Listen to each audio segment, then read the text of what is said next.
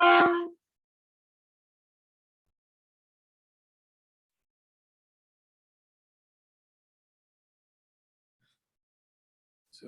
evening, everyone. So today we are going to have our third and last day for the workshop, and we have been listening about basics of next generation sequencing and its various applications in tuberculosis research. And today we are going to focus more on SARS coronavirus genomic surveillance.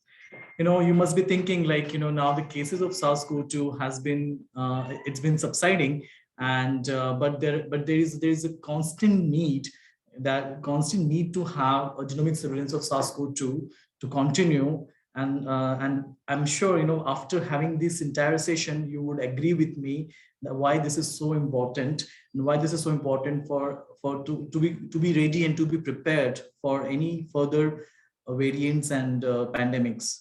So for this session today, we have the first talk would be by Mr. Shivaji Mante. Shivaji is an assistant manager, field application scientist with us at Primas Life Sciences, and he has more than 13 plus year experience in the field of next generation sequencing, single cell sequencing, and agricultural biotechnology. And he's also he's basically helping in case of looking after the western part of India, particularly for Lumina next generation sequencing, 10x Genomics, and Twist Biosciences. And so without further delay, I request Shivaji to please take over. Yeah, thank you, Abhishek. Thank you for the introduction. Let me share my screen.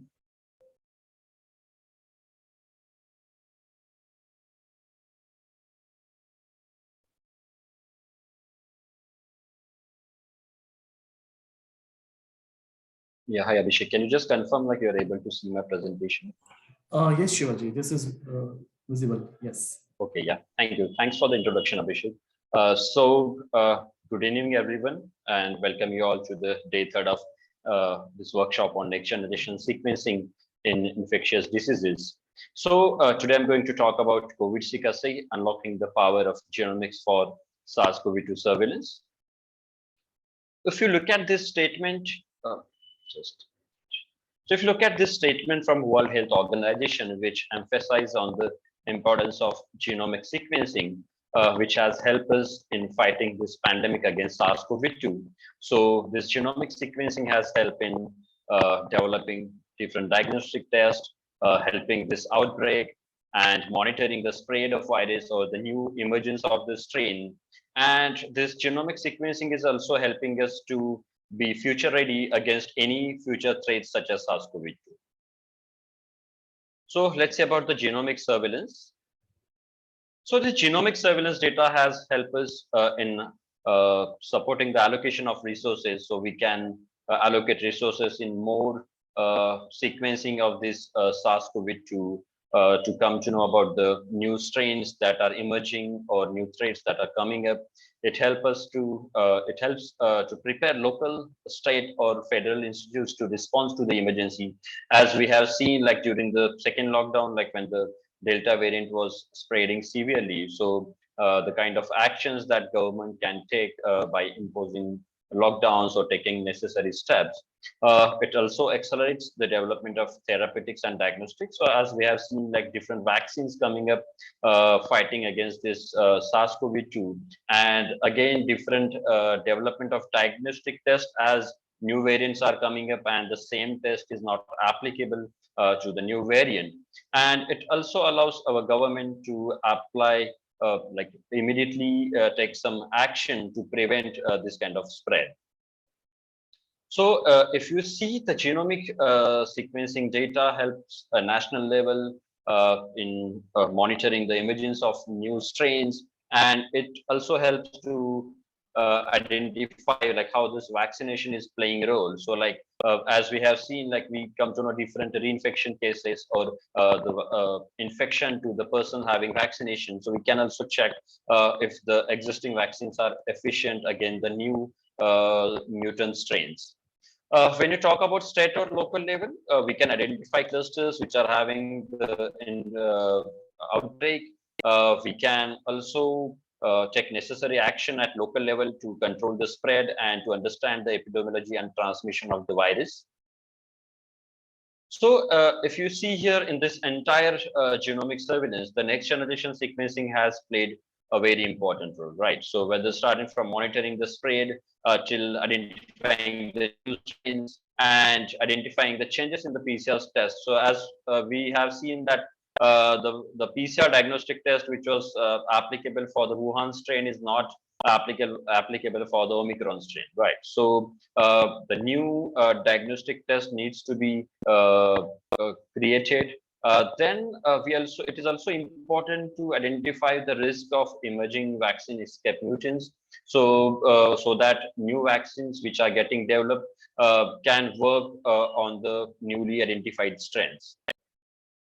So if you see, like starting from Wuhan till Omicron, we have seen that this virus is constantly changing through mutations. So it is really important to identify the mutating strain and identify its epidemiology and the transmission.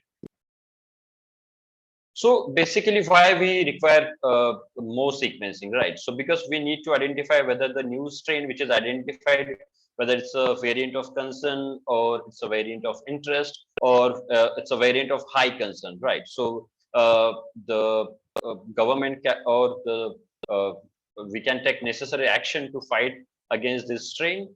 And the next point is like the labs were not sequencing mode. So initially, like when this pandemic has started and the test was developed, so we were majorly depending on the big labs or big genomic center, which are having high throughput platforms like NOAA 66000 and NextSeq, and like we were totally dependent upon those labs. So the sequencing was not up to that level, and in order to overcome that, what we can do now, right? So in order to contribute more towards sequencing, now we have got the new COVIDSeq assay, which can generate the more SARS-CoV-2 related information, and it is just a 96 assay kit which can help basically small throughput labs to do the to help in the surveillance. So as we have seen, like the Illumina sequencing technology is at the forefront against this pandemic, starting from its discovery, the first strand. Let me get my point here. So the first Wuhan strain, which was identified using Illumina sequencing platform, starting from detection of various mutants that have been identified using Illumina sequencing technology till today, like the surveillance is majorly done using Illumina sequencing technology. So in order to identify new diagnostic tests and the vaccine efficacy. If you see here, the Illumina COVIDSeq test or Illumina COVIDSeq assay is capable of identifying all the lineages which have been seen till the date, starting from your B1.1.7 till today's Omicron. And if you see, these are few of the publications which has been published using the Illumina SARS-CoV-2 COVIDSeq test, which is high throughput test till identifying the different variants which we have seen.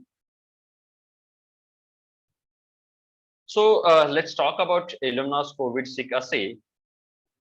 So basically, when this pandemic was started, the identification of SARS-CoV-2 was done using shotgun metagenomics workflow, and the SARS-CoV-2 was identified. So as the time progressed, like different workflows or applications were available. So then there comes the enrichment application, by using which the SARS-CoV-2 and the other 30 respiratory viruses can be identified. So scientists can also come to know about the co-infections, those were there in the SARS-CoV-2 patients. And then amplicon-based approach was introduced, which was done using Illumina COVIDSeq test and Illumina COVIDSeq assay. And for all these workflow analysis available, and the generated data can be submitted to the database, such as GSAID. So if you look at these two solutions that Illumina is offering, so first one is your Illumina COVIDSeq assay, which is the research use only product, and this is a small throughput assay. You can do sequencing for 96 samples, and this is a low throughput sequencing option. You can either make use of small benchtop platforms from Illumina such as MySeq, MiniSeq, or IC100 system. On the other hand, we have Illumina COVIDSeq test, which is a high throughput solution. You can do sequencing for 3072 samples, and it can be used on high throughput platforms such as NovaSeq 6000, NextSeq 500, 550, or NextSeq 2000. So if you see this Illumina COVIDSeq assay, it performs a solution to mid and low throughput laboratories, and it provides an end-to-end solution. As I explained earlier, this solution can be used on the smallest platforms such as IC100 to MiniSeq and MySeq. You can prepare libraries for 96 samples, and it provides an end-to-end solution. So you can do a library prep sequencing as well as you are able to do the analysis. So this COVIDSeq assay, it is having 98 amplicons, which targets the entire SARS-CoV-2 genome. It also has 11 human mRNA controls, and the entire test just required 24 hours. And you can do the entire analysis using Dragon COVID Lineage app. So if you look at the overview of Illumina COVIDSeq assay, like you can use any specimen starting from nasopharyngeal or oropharyngeal swab, or multiple samples types are capable of using. You are capable of using different sample types. So you can do the virus RNA extraction, do the cDNA conversion, and then prepare library and load onto the sequencer. So this entire workflow just requires 24 hours. So if you see here, like we can see the workflow in detail here. So you can, the viral RNA can be extracted from the sample. Then we can convert the RNA into complementary DNA. Then we can amplify using 2 primer pools. Then you can prepare the library and load your libraries onto any sequencing platform. It can be a small throughput platform or a high throughput platform. So now you have generated the sequencing data using either a small throughput platform or a high throughput platform. Now it is important to do the analysis and interpretation of your sequencing data. So in order to do that, we have 2 solutions. So one is a cloud-based solution, that is Dragon COVID Lineage app, which is there onto the Illumina base-pair sequencer. So you can use this app either with SARS-CoV-2 library preps or Arctic protocol, and this app will perform the alignment, variant calling, and the consensus sequences will be generated. And you can include 1536 samples per project, and it's automatic. The entire process happens automatically once you upload your data. On the other hand, we have a local solution, or you can make use of on-site Dragon. So using on-site Dragon, the Dragon COVID pipeline and Dragon Lineage tools, you can also do the same analysis, and the entire output is same, except you need to use command line based Dockers for on-site Dragon. Both of these applications are free of charge till the date, and the output file generated are the consensus FASTA file, which includes the BAMs and other pipeline files, and the consensus VCF files, which are hard filtered files, and you also get the consensus metric file. So when you use a Dragon COVID Lineage, so this Dragon COVID Lineage app, it has a built-in reference genome for SARS-CoV-2. You can also make use of custom reference genome. When the sample is positive, it does the mapping or alignment and variant calling. You get the consensus sequences, and you can make use of Pangolin, Lineage app, and NextClade for the analysis. So, so everything is done using base-pair sequencer. So this is a workflow how you can make use of COVID Lineage app. So you can make use of Dragon Lineage app, which gives you the faster consensus sequences. You get to know about the lineage and clade information. So this lineage is assigned by using Pangolin app. You can come to know about the phylogeny of the sample by using a NextClade app, and the mutations are annotated using NextClade app. So if you look at this slide, this is how the COVID lineage app summary report looks like. So you get all consensus sequences. You come to know about the lineage assigned by Pangolin, which version being used. You come to know about the percentage genome covered, and you can also get the link to the coverage and amplicon view. Concluding my talk with this slide. So this COVIDSeq is well positioned for surveillance of SARS-CoV-2. This enables the strain typing or monitoring for virus evolution and epidemiology. It can identify all the strains starting from Wuhan till Omicron. And the high throughput kit can be used on population sequencers or high throughput sequencers such as NOVA 6000, NextSeq 550, and NextSeq 2000. And the COVIDSeq assay can be used on small benchtop sequences. It is compatible with any read length, and the assay provides the end-to-end solution starting from library prep till analysis. And the data generated can be shared onto the database such as GCR and NCBI. So that's all from my side, and the session is open for discussion.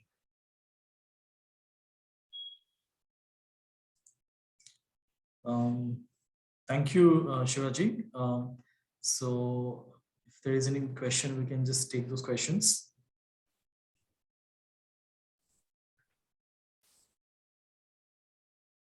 Dr. Kazat, anything you want to ask? Hi. Yeah, nothing specific, but there is one point which I want to just clarify about the Dragon app which you mentioned. So you said that it's part of the base page, right? And I mean, it's present on the base page. It's also available as a standalone. Yes, yes. Script based. Yeah. It's So this available. particular app is, yes, it is freely available right now. So till the date, it is free of cost for use. Okay. And it's available on GitHub, or we have to contact Illumina for that? No, so it's available on Illumina's BaseSpace Sequencer website. So you need to create an account on BaseSpace Sequencer, which is Illumina's cloud-based solution, and you can basically make use of your sequencing data, which is being generated on Illumina platform, either using COVIDSeq assay or any RT primer option, and you can analyze that data on BaseSpace Sequencer. Okay, thanks. One more quick question about the Omicron samples. So is this kit able to sequence Omicron variants like full scale 100% coverage is given by this kit, or do you require some modification of this kit currently?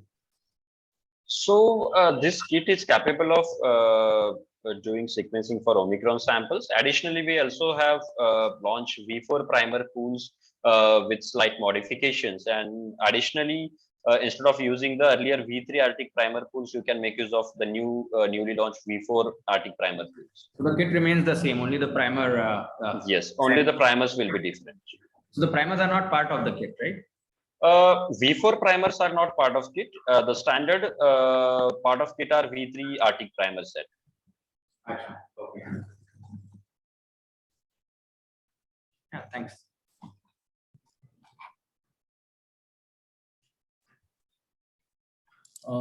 Sure. Shivaji, so there's a question. Can you answer that? Yes, I would love to answer. So basically, I will talk about the Illumina sequencing data accuracy rather than talking about what he has asked. So basically, the entire data that is being generated using Illumina sequencing platform, we call the scores in terms of Q10, Q20, Q30, Q40. So the entire data generated is in the range of Q30 to Q40. So I will tell you what Q30 is. So Q30 is when 1,000 bases are called, there is a probability of one error in base calling. We call it as 99.9% base call accuracy. And the next term is Q40, which means when 10,000 bases are called, there is probability of error in one base call, that is 99.99% data accuracy. So if you look at the Illumina sequencing data, which is highly accurate, so the accuracy of raw data, so I will specifically say the raw data accuracy is 99.9 to 99.99%.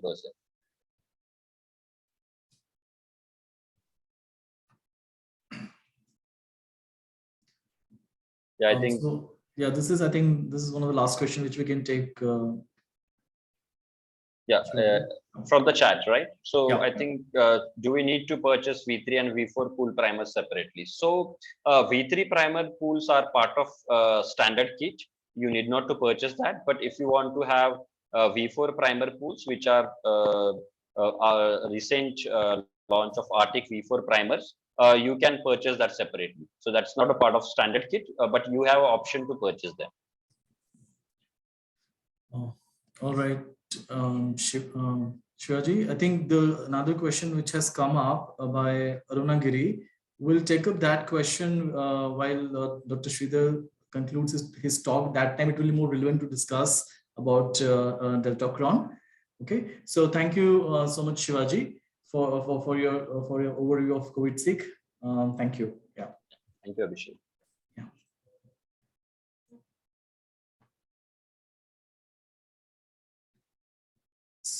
So for the second talk, we have very esteemed scientist from Dr. Sridhar Sivasubbu from IGIB New Delhi with us.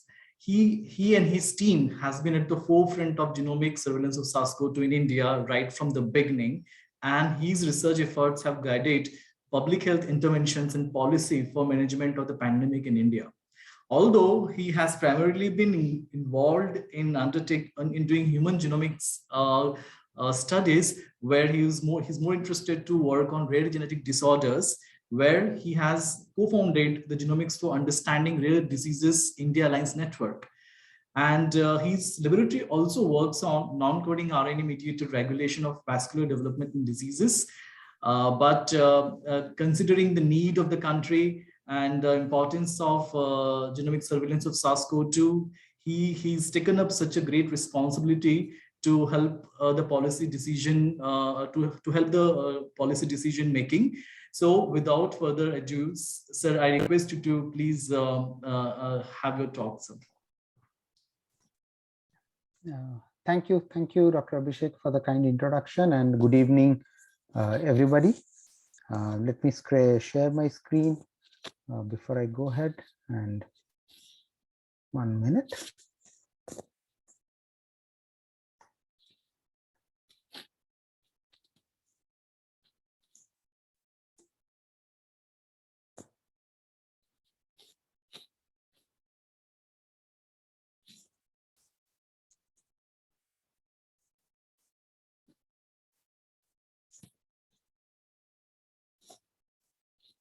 Is my screen shared?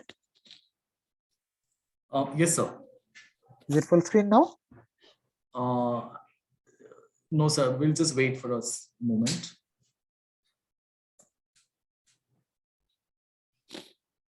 Okay, I'm going to stop it and reshare it again. Yes, please.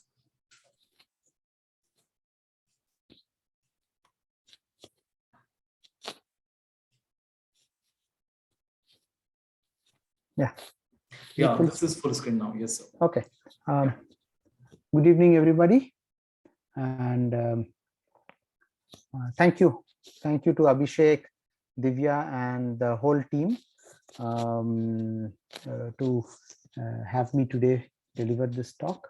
And for today, what I'm going to do is talk about our experiences for over a year plus in running genomic surveillance for SARS-CoV-2.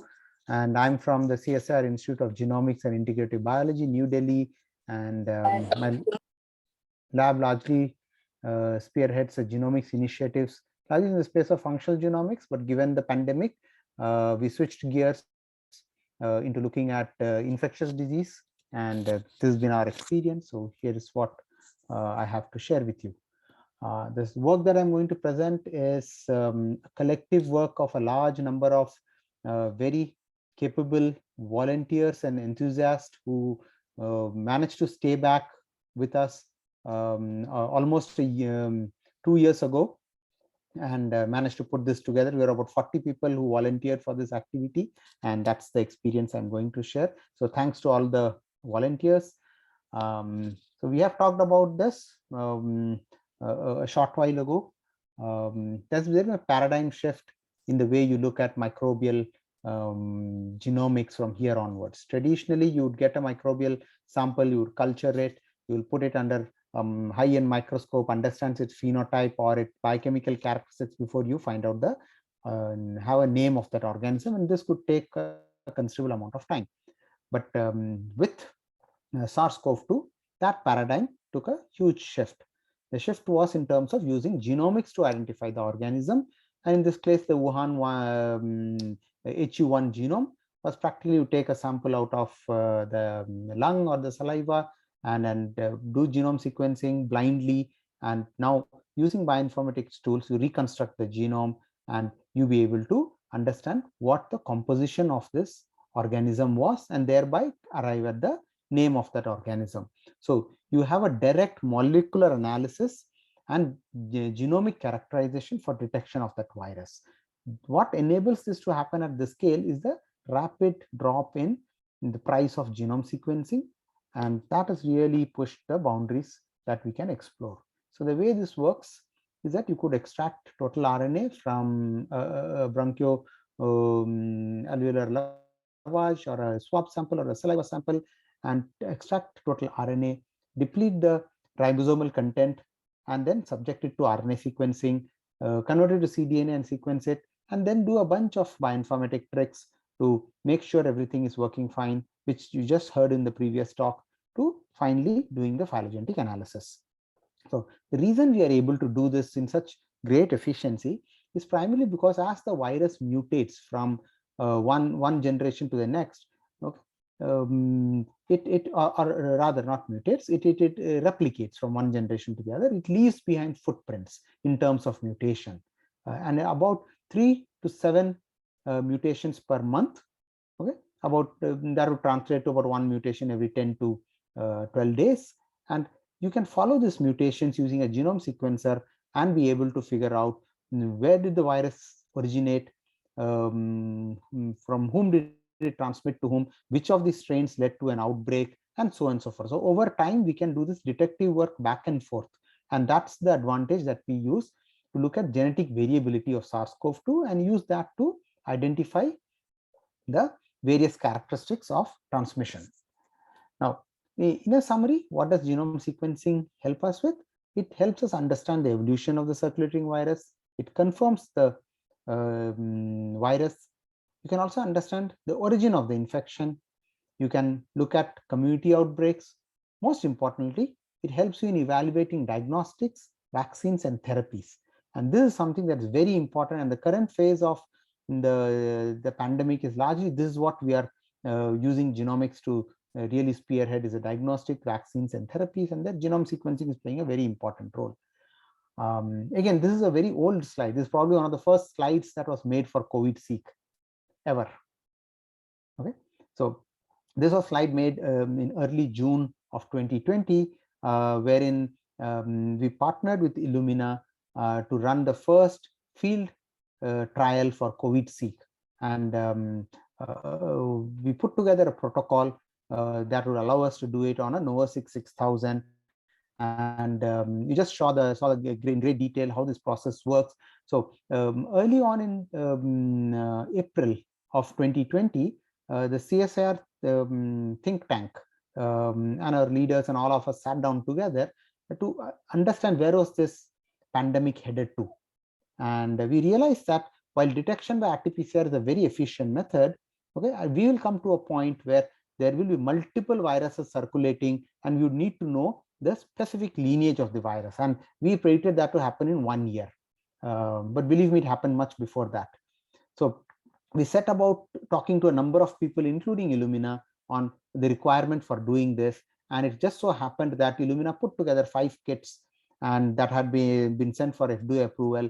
And as soon as the FDA approval came, one of them landed in our lab, and we had all the tools and techniques in place to run this show. So we took samples and made, and we also tested a number of library preparation methods, and we figured out that it works with beautifully with all the methods. We did the RNA isolation, we indexed it, and actually put it to sequencing, and you saw the Dragon pipeline.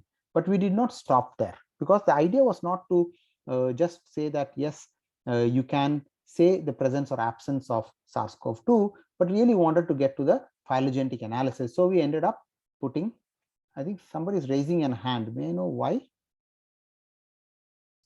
So we can take those questions maybe at the Okay. end of the session. I request all the participants to please share your questions in Q&A box. Okay, great.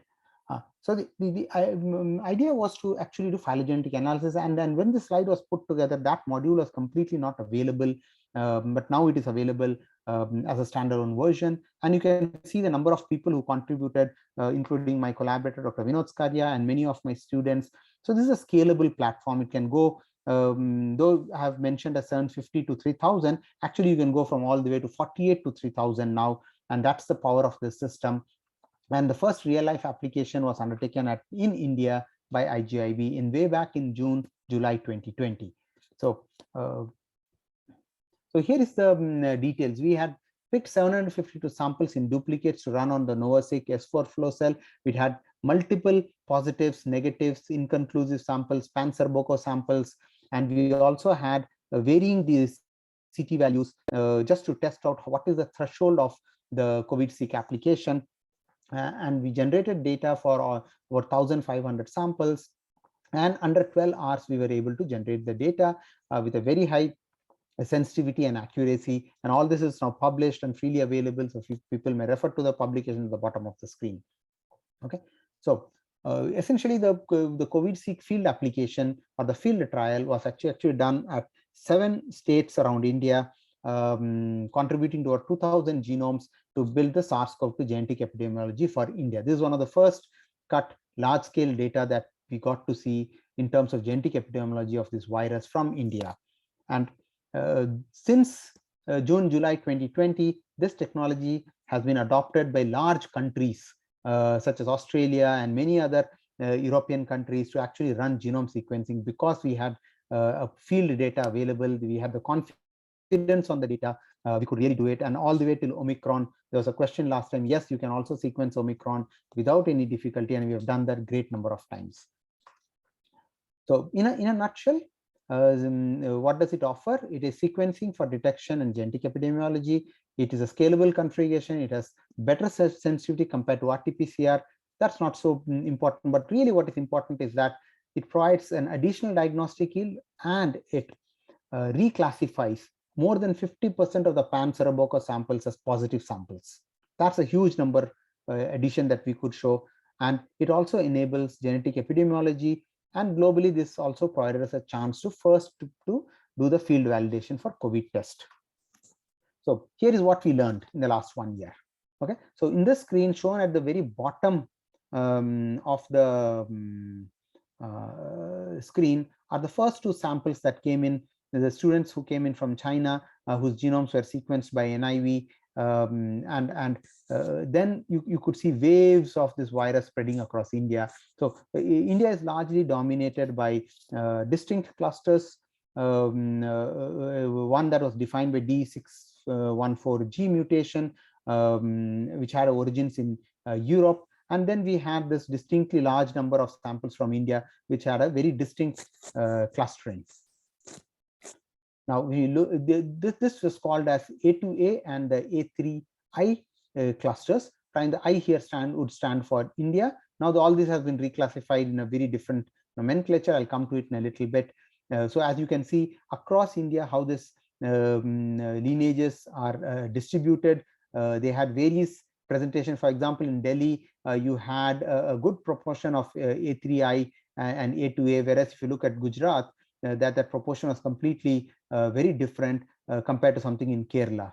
You see, it's so different in our country. Therefore, you could really follow this at a great degree of granularity and try to understand what was this virus circulating in which part of India, and how do you really convert that into clinical knowledge and use that for further medical information. So we use that, and here is a snapshot of the southern states from India, which actually suggested a very important conclusion, that when you did the molecular contact tracing using the mutations that I told about this virus, you could figure out that large number of cases were actually local outbreaks that marked the transmission. Okay, they were not introductions anywhere. These were actually very few introductions, but massive local outbreaks. Okay, here is a example of the transmission routes in Kerala. Kerala was one state that adopted genome sequencing very early on in the pandemic, and I wanted to understand what was driving the pandemic in that state. And as you can see here, clearly Kerala had a monophyletic distribution. That means that it was largely one single clade that was driving the virus in that state. That was very interesting to note, primarily because Kerala is also a state that received a lot of expatriates and international people who came back into the country. So we'd expect a lot of variation, but that was not what we were noticing. We actually noticed a very monophyletic distribution, and that basically went on to defend Kerala governments, or have Kerala government really enforce this fact that their airport-based surveillance was working very beautifully, and they were able to contain the virus in the people who were turning positives at the airports. So justified their very strong quarantine measures that they were putting in place. But however, it also showed that the cluster, over 94% of the genomes are dominated by 3 distinct interstate introductions. That means they had left the state borders porous while they had locked up their international borders. So they got the introductions from their neighboring states, and that was causing the pandemic. So they could take policy decisions of how to implement quarantine measures at the state borders. So this was a very important outcome that they had, that led to this large program called GeneSCOV2 that we worked with Kerala government and IGIB and National Health Mission Kerala to systematically sequence over a long period of time a fixed number of samples from every district in Kerala. And here is the timeline from 2020 to 2021, where we did you can see the dynamics of the virus changing over time, and the policy decisions that the state took, and these are not arbitrary policy decisions. These are all very informed scientific policy decisions. And today we have more than about 8,500 genomes coming out of Kerala, and I know at that point it was close to 10% of the genomes from Kerala were all coming from one single state into the country. And so what we do on a weekly basis is sit down with the key people in the state machinery and share with them maps such as the ones that you are showing here, I am showing here, which would allow them to do district level management of the SARS-CoV-2 virus. And we so very close by after Kerala was followed by Maharashtra, which also implemented a very similar program along with IGIB, where every district of Maharashtra contributes an equal number of sample, in this case 100 samples collected at a single time window of period, and sequence and data returned to drive policy decisions. So you could see 2 large states in India, and today we have more than about 18,000 genomes coming out of this one single state in India, and really they have been using science to manage their policy decisions. So that is for large scale country level implementation. I'll show you how this went from India to also becoming a standard for many of the other countries for the later part of my talk. But there's also many other things one could do with genome sequencing, a lot more than just genome sequencing. For example, you could understand persistent infection, you could look at reinfection or reactivation or breakthrough infection. So here is one of the very early studies in the world. This was the 3rd study to document reinfections, asymptomatic reinfections, and this happened to be in healthcare workers from a hospital very close to Delhi, where they noticed that healthcare workers were getting reinfection in an asymptomatic manner. And when you documented this healthcare workers, they turned negative, again turned positive. It appeared that clearly they had different viruses in both the times of infection. As you can see, E1 is episode 1, E2 is episode 2. Again, this in a different person, it would show up differently. So we could clearly prove that reinfections are happening, and these are not persistent long infections. We could also show in a very different settings how reactivation of SARS-CoV-2 happens. That means a child in this particular case was a immune compromised child who had neuroblastoma, and the child became SARS-CoV-2 positive, and then later on also tested negative And after 42 days, again, this child became positive, and genome sequencing really showed that it was not a reinfection, it was a reactivation of the same old virus that the child was carrying. So it also added a new piece of biology, that how the virus was behaving. And this is all because of a collaboration with our collaborators who were very generous to bring up these unique cases to us and discuss it through and publish it also. We also worked with the government of Kerala and basically Calicut Medical College in a large settings to document breakthrough infections in healthcare workers from India once the vaccination started. So you can see people received the first and the second dose and then would get the RT-PCR positive, and you could really look what mutations are driving the breakthrough infection. And now this is practically the standard where the world is.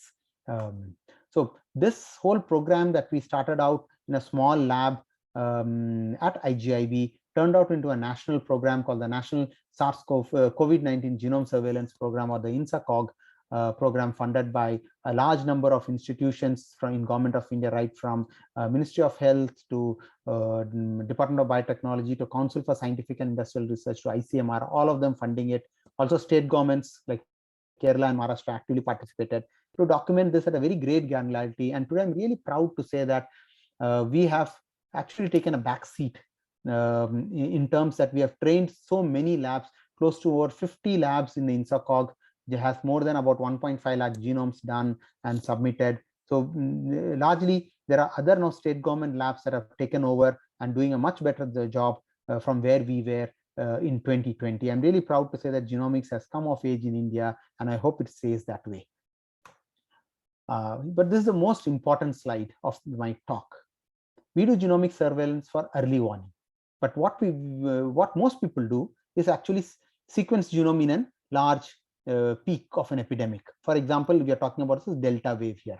Okay, Delta wave, most of us know, started out as an outbreak out of the Amravati Yavatmal area in Maharashtra and panned out into this large wave in Maharashtra and rest of India. But if you genomically, if you really were to look back and see where did it really start, it actually, you see the first reminiscence of Delta actually way back in August 2020.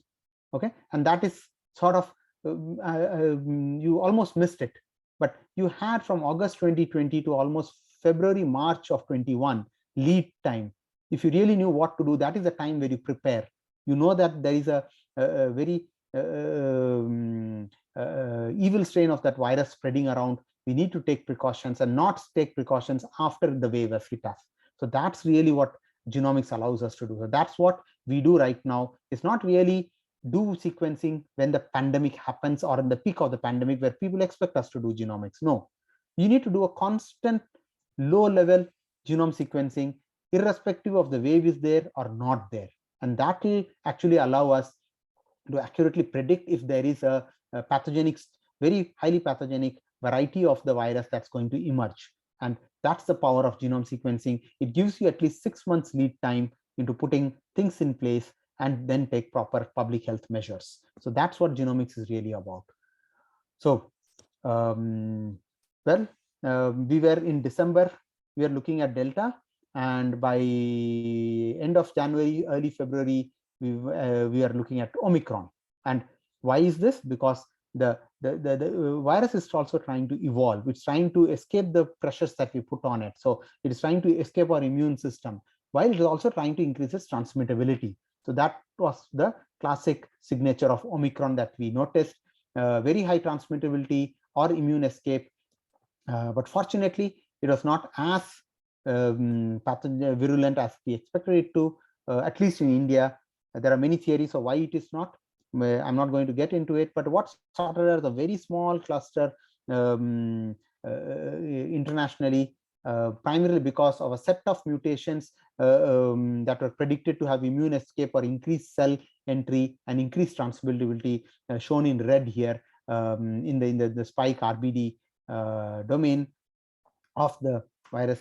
And this led to the initial signatures of Omicron in South Africa, and it looked very bad when it started out. We were scared about it, but finally it happened that it had very high transmittability, but fortunately its case fatality rates, at least in India, were not that high but of course, rest of the world is telling us a different story. That's a different day for a different story. Why it did not happen the way it's happening elsewhere. But nevertheless, this is where Omicron got, and there was a question about, can we do Omicron genome sequencing? Yes, we have been doing it with the existing resource that comes with SARS, the COVIDSeq, and it works beautifully. So why did we notice? And this is a very old slide. I think we had put this in December, on predicting what would Omicron do with its increased transmittability. It will create a large number of cases in a very short time and overwhelm the healthcare system. That was the fear. Unfortunately, a large section of the government listened. We had measures put in place, and we are fortunate that we were able to tackle this wave, and the wave was also not as bad as it was expected. So all things worked. As long as things work, I think everybody's happy. In the process, what we also did is, not everybody has access to a NovaSeq and high-end bioinformatics. So what Rahul, a very smart postdoc, along with Vinod at IGIB did, is to put together this protocol, accelerated protocol for SARS-CoV-2 genome sequencing on a MySeq platform. And now this has sort of become the go-to platform for many labs.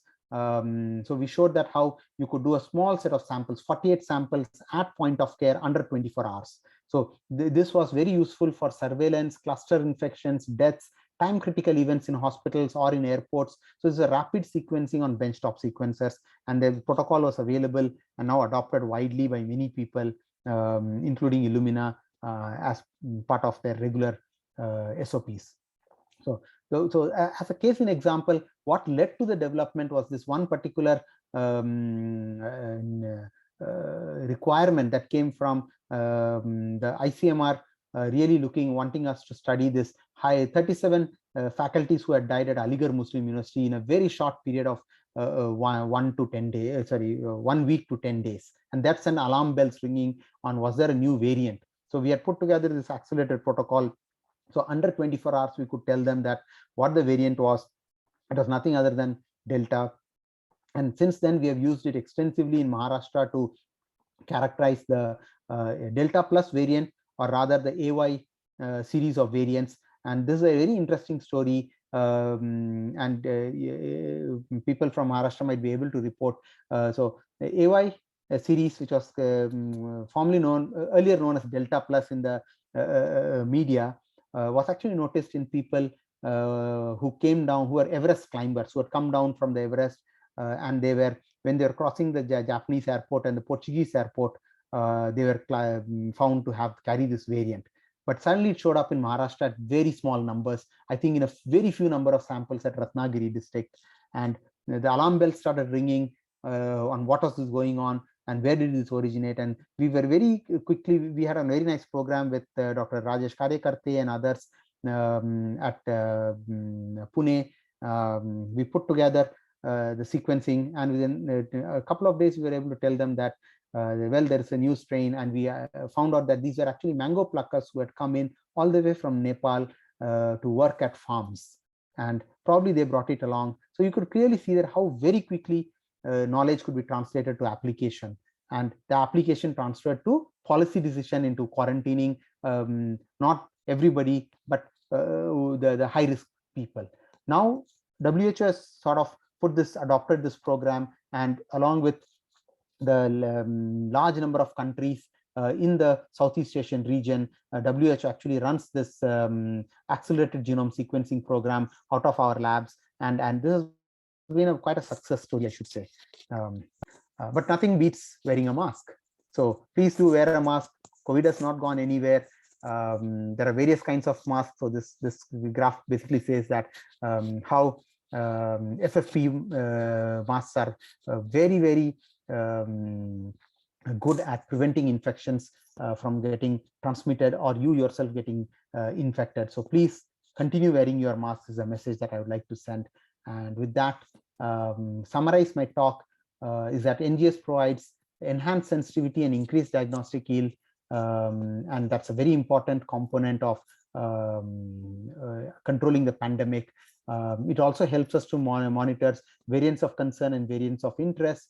It helps us investigate local surges or time critical events and taking effective public health measures. It also provides evidence, because when political people and bureaucratic leaders want to take decisions, largely they get criticized. But here is one tool that some of the evidence has been built upon on, so they could present it in a manner that public listens to them and gets assured that, well, there is the scientific evidence for what they are saying. So it is a very important pandemic policy decision tool and effectively used in India and many other places in the world. So it has both high and low throughput methods available. You can go all the way from 24 sample today to 3,000 samples under a very time defined condition. And one of the most interesting things really happened is it democratized genomics. Now, every household knows what genomics is. You could talk to scientists, policymakers, or my neighbors about genomics, and that's the power of collaboration. Apart from this, my lab has also been actively invested into doing the traditional diagnostic tools. So here are two of my PhD students who built this kit that has sold a few million reactions across India and has been widely popular. Couple of my colleagues, Shobik and Devo, built the Tata MD check. This is the sort of next generation of sequencing for the days to come. May not have been very relevant to SARS-CoV-2, but I'm pretty sure in the next epidemics, this is going to be this sort of the standard of test that's going to be offered. That's what you're going to be looking at. My colleague Rajesh Pandey, Bhupesh and others built this micro labs for doing genome sequencing out of airports on containers parked on the parking lots. So we have done all sorts of things, and I'm really thankful to a large number of my team members, collaborators, governments, state governments, central governments, WHO, the government of India. But most importantly, I really thank the leadership of CSIR for really giving us a free hand to think through the process and not really go back and do only that's been time tested, proven. They really let us do things, and we have benefited hugely. And with that, I will stop and take questions. Thank you. Back to you. Thank you so very much, sir, for a very insightful talk. And it becomes very pertinent to have another round of discussion considering the recent surge of SARS-CoV-2 infection all around the world. Though we don't have the rise in infection, but I'm sure this is very, very important, as you said, that we need to continuously monitor what's happening at the ground level. So so one of the questions is, sir, like we have been hearing about kind of a recombinant strain where you have Delta and Omicron recombinant. So is it really a true recombinant, or you see a co-infection kind of case? So very early on, when we were building and working with Illumina for standardizing the COVIDSeq assay, okay, we would notice such events, but finally we figured out that these are all probably aerosols or cross-contamination. So we had to put in special protocols to prevent that from happening. Basically, standard GLP, very high-end GLP. Make sure you wipe your pipettes down. You make sure benches are cleaned. You have proper decontaminations of your working area, and we suddenly stop this from happening. Okay, so this, I think, over time, when people have large number of samples, contaminations are bound to happen, and I think it is more of a sample contamination. If you followed the international literature also, okay, initially there was a scare a couple of months ago, and it was kind of finally boiled down that probably it was a contamination. And I think again this is the same thing that is being blown out of proportion. I hope I'm wrong, but this is what is my experience. So I'm not surprised that we are seeing certain contaminations. I don't think they are real, but I hope I'm wrong. Yeah. Any more questions? Or do you want me to take it from the chat box? Yes, I'm just trying to see if, yeah.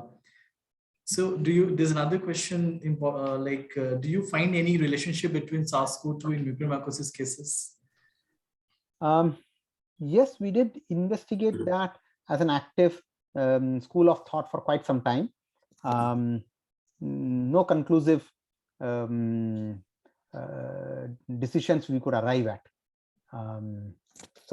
Yeah, nothing that we could really pin down to say that SARS-CoV-2 and the fungus were somehow getting associated. No, we have not seen anything.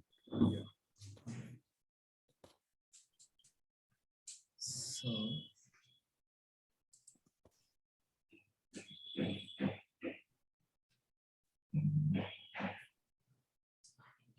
I have a couple of questions. Sure, go ahead, please. Yeah, thank you, Dr. Sridhar. In fact, it was a very informative talk. My first question is, you mentioned about the breakthrough infections and sequencing of those cases. So were you about to get any unique mutations in those breakthrough cases? Yes, very good question. One of the reasons why we really wanted to follow up the breakthrough, the reinfections, the reactivation cases, and we had this wide net that we had spread out to catch these things, was to really see if the pressure applied by the vaccine or any kind of intervention that the humans were trying to do, is the virus acquiring a very select class of mutations that will make it much more virulent.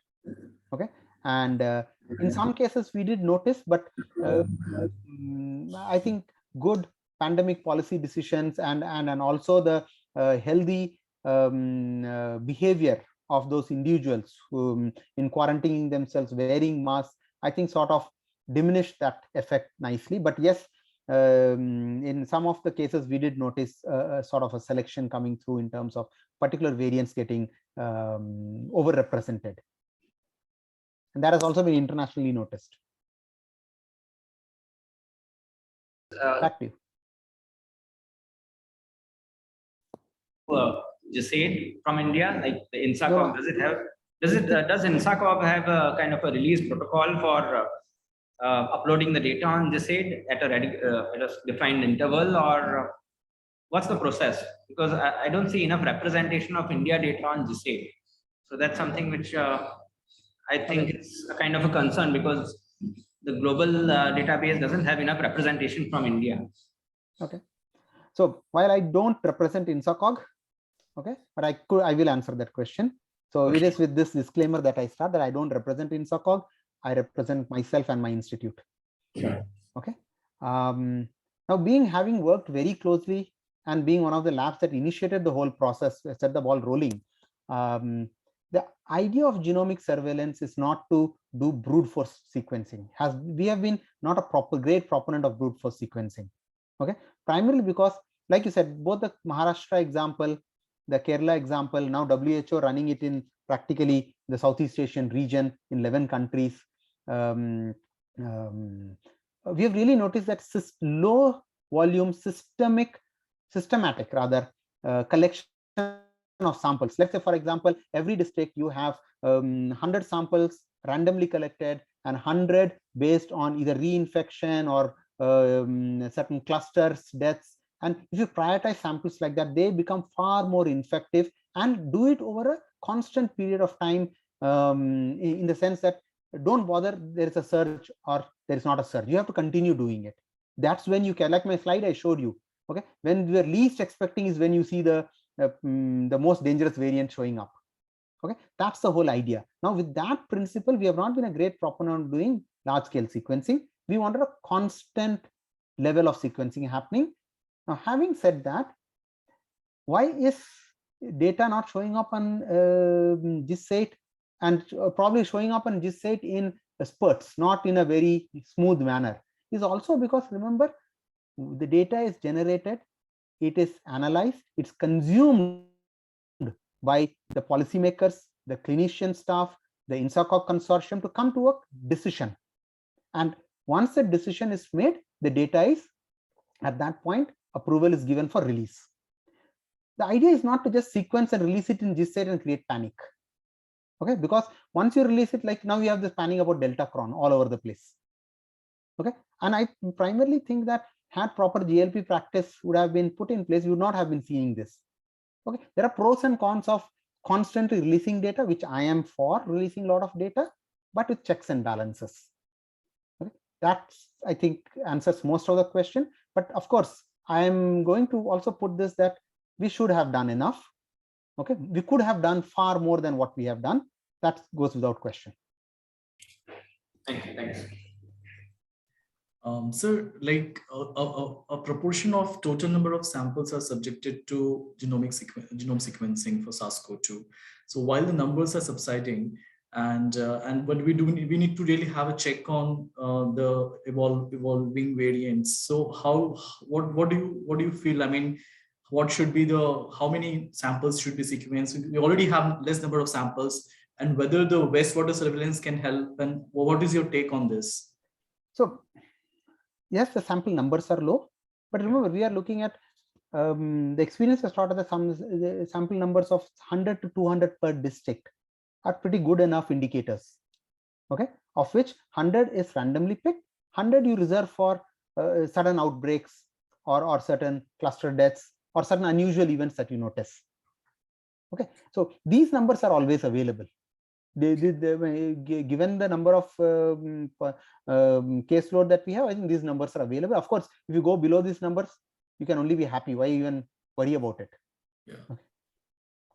So there's one more thing, like there have been some reports particularly in West, which are probably not really WHO approved, but they say that it is a possibility that the virus must have got to zoonotic, must have been gone to animals as well.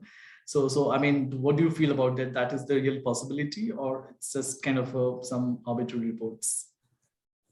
So, see, you cannot discredit the reports, nor can you credit the reports. These are observations. Right. Okay. So we leave it at that. If you look for more, you will find more. As simple as that. Right. Okay.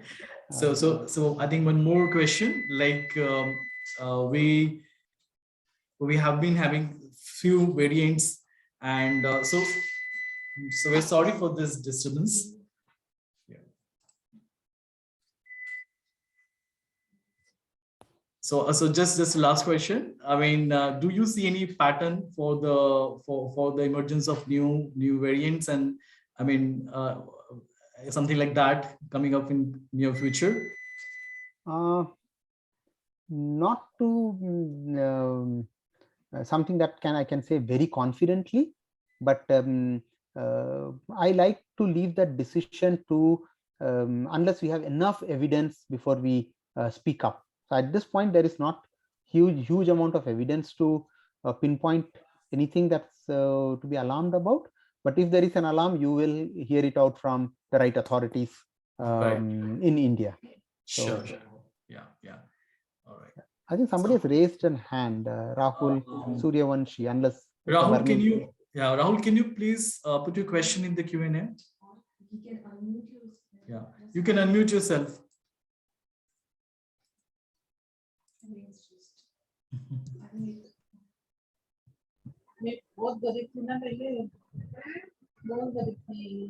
No, I think there is a wrong hand. Yeah. Anyway, go back to your Abhishek. Yes, sir. Sir, thank you so very much. Dr. Kaiser, do you have any question? That's it from my side. Thank you. So thank you so much, sir, for sparing your time. Thank you. Thank you everyone. Thank you, and have a great evening, all of you. Thank you. Yeah.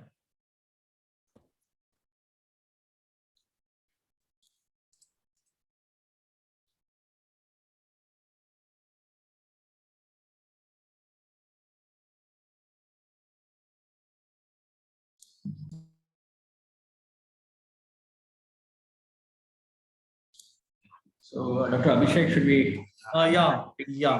Remarks now? Yeah, please. So, hello everyone. I hope you all enjoyed the sessions during the past 3 days of the virtual workshop. We have reached the end of this workshop, and I would like to give the concluding remarks. First and foremost, I would like to thank all the participants for their time and attention throughout this workshop. I would also like to thank all the expert speakers and panelists who have shared their knowledge and experience during the workshop. This virtual workshop focused on a broad audience, consisting of clinicians, researchers, students, and other professionals in the field of TB and COVID in order to expose and familiarize them to the power of NGS in infectious diseases. To quickly summarize this workshop, on the first day, we had a very good overview of the Illumina sequencing chemistry, its workflow and applications by Dr. Rajshekhar Chatterjee from Premas Life Sciences, during which he explained the basics of Illumina sequencing in a very simple manner. On the same day, we had an excellent presentation by Dr. Kara Lim of on the applications of NGS in infectious diseases, where she spoke about the clinical metagenomics involving shotgun metagenomics, the Explify platform that uses the hybrid capture approach for understanding urinary tract infections, and the Illumina COVIDSeq for genome sequencing of COVID-19 from clinical samples. The session on day 2 of the workshop involved speakers who are experienced in the field of tuberculosis. We had Dr. Amita Joshi who provided a very comprehensive picture on the change in TB notifications during COVID-19 and how Mumbai managed TB during the recent pandemic, which included strategies like doorstep delivery of TB drugs, implementation of the BPAL regimen, bidirectional screening for TB and COVID, and redesigning of the public health infrastructure. She also highlighted the need for faster diagnosis of pediatric TB and the plan for WGS-based surveillance of DRTB in India. Another speaker on the second day, Dr. Grace Smith from the Public Health England, UK, spoke about the necessity for adapting whole genome sequencing as a diagnostic tool in TB and for understanding the correct drug susceptibility profile of the clinical TB isolates and how it can help in TB epidemiology and contact tracing in a country. She highlighted and advocated the need for universal whole genome sequencing of all the TB samples in future in order to reduce diagnostic delays and for correct diagnosis and DST of TB in probably just few days or less than a week. The last speaker on the day 2 was Dr. Sebastian Gagnon, who gave an excellent presentation on acquired resistance and highlighted the role of compensatory mutations for increasing the fitness of drug-resistant TB isolates and how this strategy of the bacteria can make them fitter in different settings and different countries. This was followed by a panel discussion, which was also quite insightful on day 2. The discussion revolved around various aspects, including involvement of private public sectors in NGS, a preference of targeted versus whole genome sequencing, role of WGS in research, gaps in bioinformatics, conducting cost efficacy study on using WGS in India, preparing a clinician-friendly reporting format, importance of TB epidemiology and challenges in leveraging the full potential of NGS in TB, and the way forward. The panelists quite enthusiastically spoke and discussed about the mentioned questions and the issues, giving a broad level direction to the audience on how to go about using NGS in infectious diseases like TB and COVID. Well, on the third day, that is today, we learned about the COVIDSeq assay for genome sequencing of COVID-19 variants from Shivaji Mante. We also got quite interesting insights on the genomic surveillance of SARS-CoV-2 from India by Dr. Sridhar Sivasubbu, who was the second speaker today. So finally, to conclude this workshop, I think we all got the opportunity to hear from the highly experienced speakers and to understand their views on the use of next generation sequencing in infectious diseases. We know that a genome is fundamental to understand a bug to the fullest level.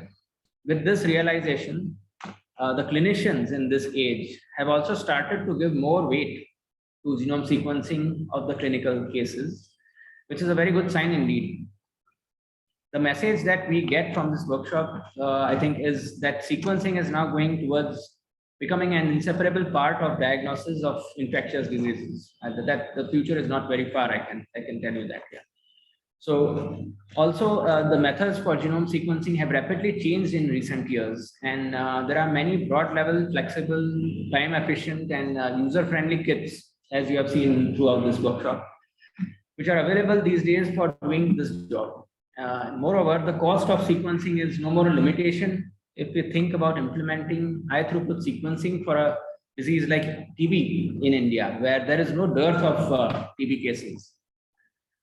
With a one step at a time approach of starting with targeted sequencing to get limited answers for the most important questions first, I think India can begin to think about using the power of next generation sequencing for rapid drug susceptibility profiling, and then maybe after a few years adapt a universal whole genome sequencing strategy, which can be applied, as Dr. Grace Smith had also mentioned, that that's the future, which would come in a diagnostic come research mode to keep pace with the ever-increasing mutations in the drug resistance-related mutations catalog, especially for the newer drugs like bedaquiline and delamanid. It is not only the diagnostic world which can benefit from next-generation sequencing, but also the understanding of the science behind the bug that will increase towards developing new strategies for dealing with the bug in future. I think that's something which next-generation sequencing has to show. Lastly, I would like to say that genome sequencing has started spreading its roots even in India, and it is our responsibility to water this valuable plant and nurture it in order to see it grow as a tree and to enjoy its fruits, which it can produce perennially. I would like to thank you all for participating in this workshop. And over to you, Dr. Abhishek. Yeah, thank you, Dr. Kaiser. So it's my pleasure to propose vote of thanks. And first of all, I would convey our sincere gratitude to all the eminent speakers and panelists, including Dr. Camilla, for having a very insightful panel discussion and very wonderful talks. And we also would like to thank all the participants for being with us for these 3 days and actively participating in all the sessions. And I also would like to thank Dr. Debjani Saha for guiding us all throughout this particular workshop, and Dr. Nargis Mistry and Dr. Kaiser Nilgiriwala for having a very wonderful team to execute the entire workshop. And another and most and very, very important people have been Dr. Ms. Divya Jyoti Singh and Ms. Juhi Singh, who have been instrumental in actually conducting this workshop in a virtual platform. And so thank you everyone for joining. Thank you. Thank you. Yeah.